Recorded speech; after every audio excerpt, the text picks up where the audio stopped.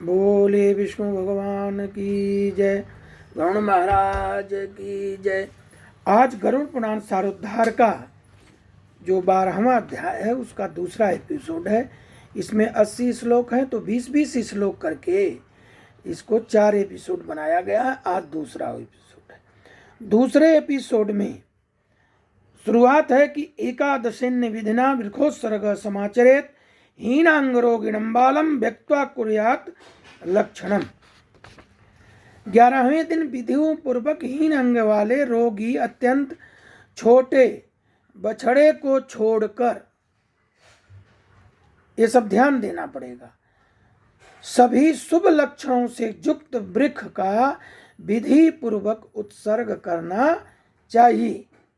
ब्राह्मण के उद्देश्य से लाल आंख वाले, पिंगल वर्ण वाले, लाल सींग, लाल गला, लाल खूर वाले, सफ़ेद पेट वाले, काली पीठ वाले वृषभ का उत्सर्जन करना चाहिए।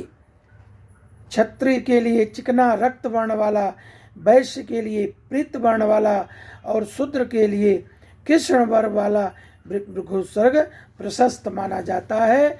हमारे शास्त्रों से यही 4 विभाग है: ब्राह्मण, क्षत्रिय, वैश्य, शूद्र। इसके बाद हम लोगों ने दुनिया भर का बनाया। हिंदू में 4 श्रेणियां रखी गई, 4 किस्म के लोग रखे गए, उसी 4 में सब आते थे, उनकी अलग अलग ड्यूटी थी। इसके बाद कार्यों के अनुसार हम लोगों ने सोना के कार्य करने वालों को सोनार, लोहा के कार्य करने को लोहार बना दिए। बाकी सब लोग हिंदू हैं। तो उसमें कहा गया है कि जिस वृषभ का सर्वांग पिंगल वर्ण का हो, पूंछ और पैर सफेद हो, वह पिंगल वृषभ कहलाता है। पितरों की प्रसन्नता बढ़ाने वाला, ऐसा कहा गया है। जिस वृषभ के पैर, मुख और पूंछ श्वेत हो, से शरीर लाख के समान वर्ण हो, वह नील वृक्ष कहा जाता है। जो वृषभ रक्त वर्ण का हो, जिसका मुख और पूंछ पांडूर वर्ण का हो, खूर और सिंग पिंगल वर्ण के हों, उसे रक्त नील वृक्ष कहते हैं। जिस षण के समस्त अंग एक रंग के हों, पूंछ और खूर पिंगल वर्ण का हो, उसे नील पिंग कहते हैं। वह पूर्वजों का उद्धार करने वाला होता है। जो कबूतर के समान रंग वाला हो, ललाट पर तिलक सी आकृति हो, सर्वांग सुंदर हो, वह बभ्र नील वृषभ कहा जाता है। जिसका संपूर्ण शरीर नीलवर्ण का हो, दोनों नेत्र रक्त वर्ण के हों, उसे महानील वृषभ कहते हैं। इस प्रकार नील वृषभ 5 प्रकार के होते हैं। सब मिलाकर के सुंदर, स्वस्थ, अंगहीन, निरोगी छोटे बछड़े को छोड़ करके थोड़ा मध्यम श्रेणी का बछड़ा हो, उसको छोड़ना चाहिए, उसका वृक्षोत्सर्ग करना चाहिए। वृक्ष का संस्कार करके उसे अवश्य मुक्त करना देना चाहिए, घर में नहीं रखना चाहिए। इसी विषय में लोक एक पुरानी गाथा है कि बहुत पुत्रों की कामना करनी चाहिए ताकि उनमें से कोई एक गया जाए और गौरी कन्या का विवाह कन्यादान करे, नील वृक्ष का उत्सर्ग करे। जो पुत्र वृक्षोत्सर्ग करता है, गया में श्राद्ध करता है, वही पुत्र है। अन्य पुत्र विष्टा के समान है, ऐसा कहा गया है।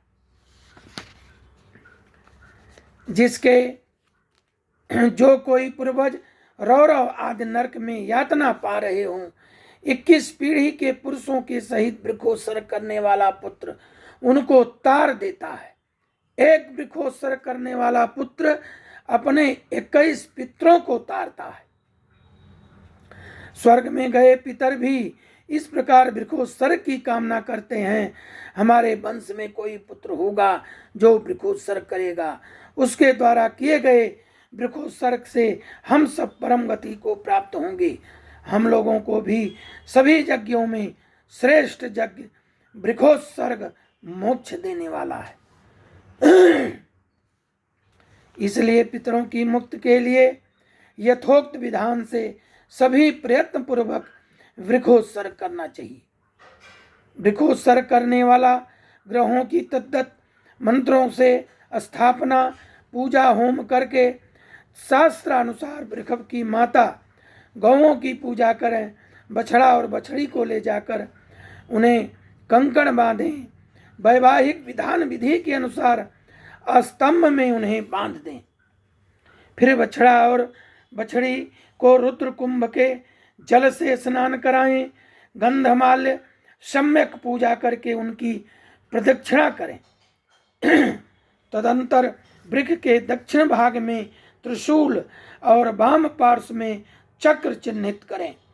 तब उसे छोड़ते हुए हाथ जोड़कर पुत्र मंत्र को पढ़ें। पूर्व काल में ब्रह्मा के द्वारा निर्मित तुम वृक्ष रूपी धर्म हो। तुम्हारे उत्सर्ग करने से तुम भवान से पार लगाओ और हमारे आगे आने वाले परिवार में वंश की वृद्धि दो, ऐसा कहा जाता है। बोले विष्णु भगवान की जय। अब आगे का 41वें श्लोक से और 60 तक तृतीय एपिसोड, अध्याय 12 का तृतीय एपिसोड होगा।